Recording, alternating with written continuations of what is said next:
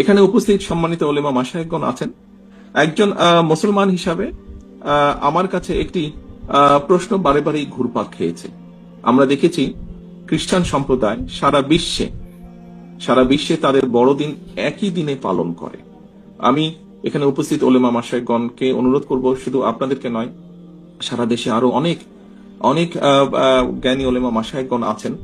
আমরা চিন্তা করে দেখতে পারি কিনা, আমরা আলোচনা করে দেখতে পারি কিনা যে বাংলাদেশের মানুষ সারা বিশ্বের মানুষের সাথে একই দিনে আমরা একসাথে রোজা এবং ঈদ পালন করতে পারি কিনা, বিজ্ঞানের যুগে এটি করা সম্ভব কিনা, কোনো উপায় আছে কিনা, এই বিষয়টি আপনাদেরকে আমি চিন্তা করার জন্য অনুরোধ করব। তাহলে বিজ্ঞানের যুগে পুরো পৃথিবীতে চাঁদ সূর্য একই টাইমে উঠানো যায় না? এইটা কেন সম্ভব হয় না? সৌদি আরব যখন ফজরের নামাজ পড়ে তখন আমাদের এদিকে 10টা বেজে যায়, তো আমরাও কি এই 10টার সময় ফজরের নামাজ পড়বো? এতটুকু তো সাধারণ কমন সেন্সও বোঝা যায়। তারপরও লিডার প্রশ্ন রাখছে যে এটা করা যায় কিনা। তো তাদের কিছু কওমি আলেম আছে, তারা ফতোয়া দিতেও পারে।